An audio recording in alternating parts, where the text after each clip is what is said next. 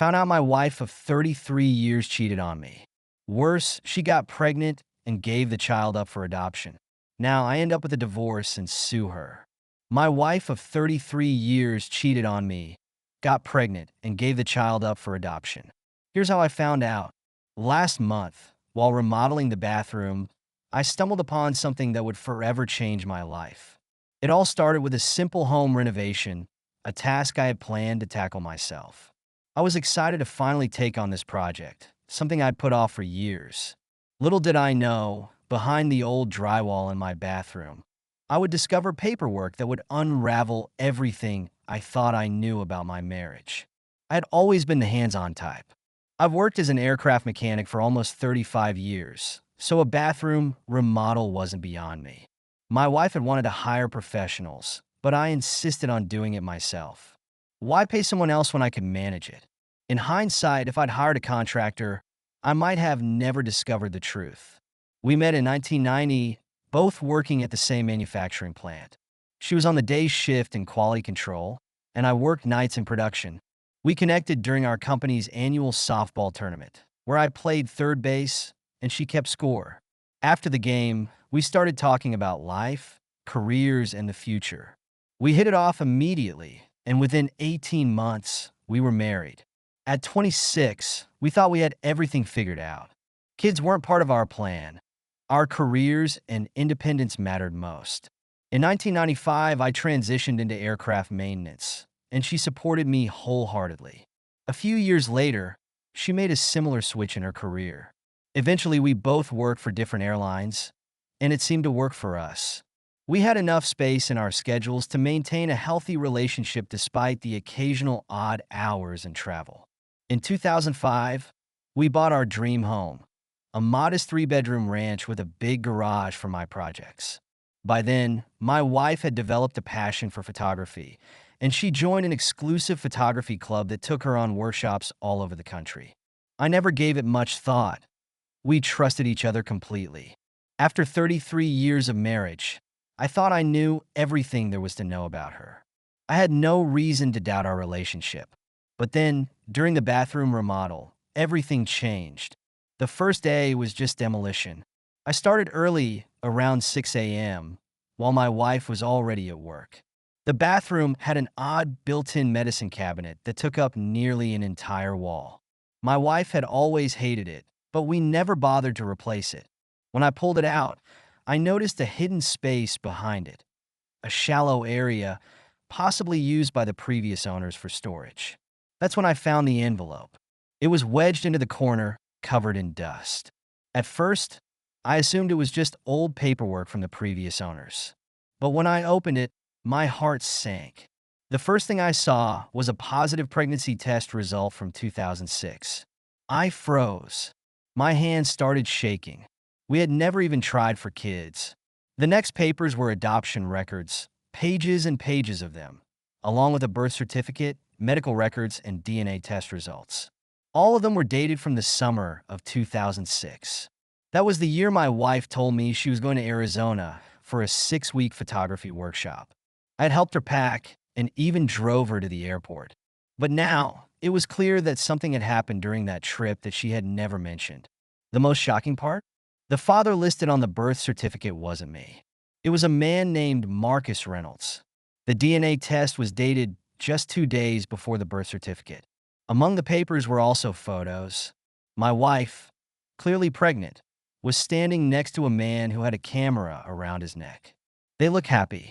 The adoption was closed. Everything was signed and finalized just days after the birth. I sat on the bathroom floor for what felt like hours, staring at those papers, overwhelmed by what they revealed. 18 years. She'd kept this secret from me for 18 years. The whole photography workshop was a lie. She didn't go to Arizona to learn photography. She went there to have another man's baby and give it up for adoption. Then, she came home and acted like nothing had changed. She even had the audacity to hide the evidence behind that old medicine cabinet, probably thinking no one would ever bother replacing it. I checked the dates again. Summer of 2006.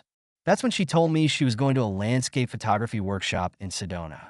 She sent me photos of red rocks and desert sunsets, called me every night, told me about her day. Everything was a lie. I put the papers back just as I found them and finished removing the cabinet, acting like it was another normal day. I even ordered pizza for dinner.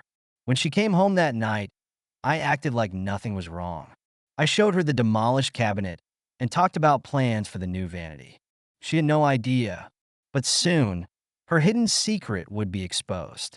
I needed time to think, time to figure out what to do next, but one thing was clear. My marriage of 33 years was over.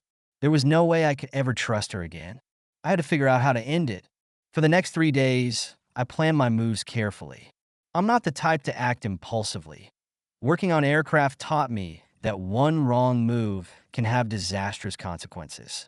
The first thing I did was take photos of every document I found. Then I made some calls. The adoption agency still existed, but they wouldn't give me any information without a court order. The clinic in Arizona had closed years ago, but the DNA test, that was from a lab still in business. I called them pretending to be Marcus Reynolds, asking for copies of my records from 2006. They emailed them to me in under an hour. The DNA test was legitimate. 99.9% probability. He was the father. Then I started digging into Marcus Reynolds. It wasn't hard to find him. He ran a successful photography business in Sedona. His website was filled with awards and credentials. It turned out he used to travel around the country, teaching intensive workshops, specializing in landscape and nature photography. I found blog posts about the 2006 workshop my wife attended. There were group photos of the students, but my wife wasn't in any of them because she was never a student. I also found his marriage record. He was married in 2000, had 3 kids, the youngest born in 2007, right after my wife's workshop. On Friday, I confronted her. I took the day off work, waited until she got home, and spread the documents across our kitchen table. When she walked in, she froze. She just stood there staring at the papers. Then she started crying, silent tears. "How did you find those?" she asked. Not, "I can explain," or "It's not what you think," just, "How did you find those?" I told her about the medicine cabinet. She sat down heavily in one of the kitchen chairs. "I never thought you'd find them." And then everything came spilling out.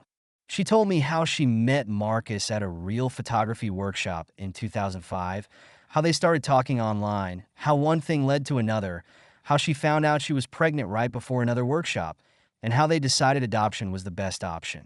She picked Arizona because no one would know her there. He paid for everything. Afterward, they never spoke again. She came back home, pretending everything was normal. For 18 years, she had lived a lie. She reached for my hand across the table, but I stood up and walked away. I packed a bag, called my brother to ask if I could stay at his place, and when I came back downstairs, she was still sitting at the table crying. "What are you going to do?" she asked. I told her I'd have divorce papers drawn up by Monday.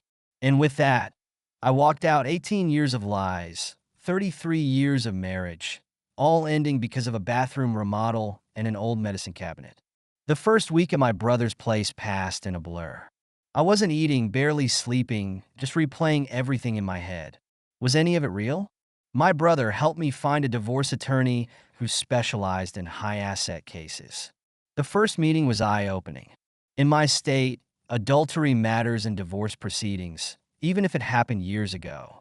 My evidence was solid: documentation, dates, DNA tests. All of it was admissible in court. It cost me $5,000 just to retain him, but it was the best money I ever spent. By Monday afternoon, my wife was served with divorce papers at work. She texted me immediately, begging me not to do this. I blocked her number. Everything went through the lawyers after that. My attorney advised me to document all our assets: bank accounts, retirement funds, the house, the cars. The list was long after 33 years. That's when I found out she had been moving money around for years, had a separate account I never knew about. More lies. My brother helped me find a new apartment. Nothing fancy, just a 2-bedroom place. The following weekend, while I was moving my stuff out, my wife showed up, crying again, begging to talk. My brother told her to leave. All communication needed to go through the lawyers. She tried calling my family, my sisters, my parents, but no one would talk to her. My older sister said something that stuck with me. It's not just the affair, it's the 18 years of lying. She was right. The affair was bad enough, but hiding it for 18 years? That was something else entirely. The house went on the market immediately. My attorney advised against living there during the divorce. It could complicate things. Besides, I couldn't stand being in that bathroom anymore, knowing what I knew. The first week in my new apartment felt strange, sleeping alone after 33 years of marriage, but somehow, I slept better than I had in years. Maybe it was because I finally knew the truth. The divorce proceedings moved quickly. The house sold in 3 weeks. My wife tried to block the sale, claiming she had the right to stay, but my attorney shut that down fast. The judge ordered the sale to proceed. The closing was set for next week. At work, I found some relief. My supervisor was understanding, giving me better shifts, less overnight work. And then I found something interesting. My wife's photography club never had a Sedona workshop in 2006. One of her old club friends reached out to me, confirming my wife quit the club early that year. More lies uncovered. A month later, the divorce was moving forward. My wife agreed to a 50-50 split, no alimony, no contest. She wasn't fighting anything anymore. My attorney said she realized she couldn't lie her way out of this one. I started seeing a counselor who specializes in betrayal trauma. He says I'm handling everything well. Maybe it's because I'm angry instead of sad. The facts were clear, no gaslighting, no trickle truth, just cold, hard evidence in black and white. 2 months later, at the first court date, my wife looked completely different. She had lost weight. Her hair was going gray. I barely recognized her. The judge reviewed our settlement in under an hour. Everything was split evenly. No speeches, just signatures and stamps. I found a receipt from 2006 while going through old photos, baby clothes from a store in Sedona. She must have bought them while she was there, never letting me see any of it. She gave it all away with the baby.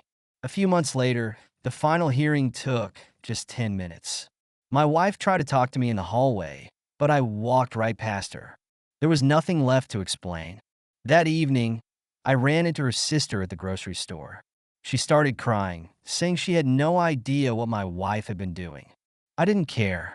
It wasn't my problem anymore. I started taking flying lessons, something I had always wanted to do, but never did because my wife said it was too expensive and dangerous.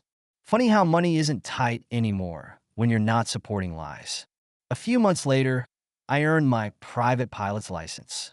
It felt good to accomplish something positive, something just for me.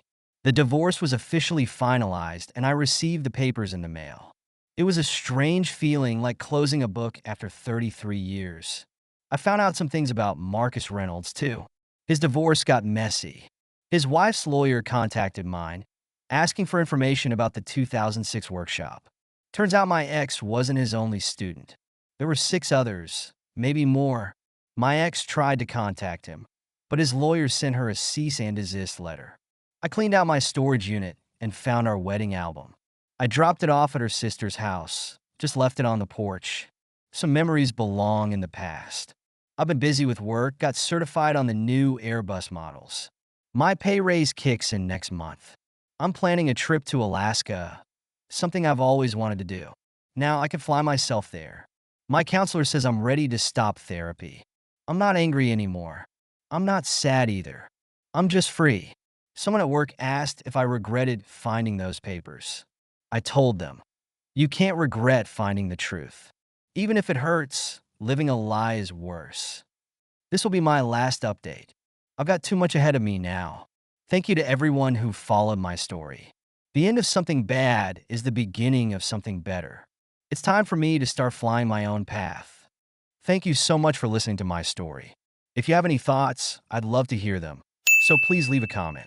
Don't forget to like and subscribe if you want more stories like this one.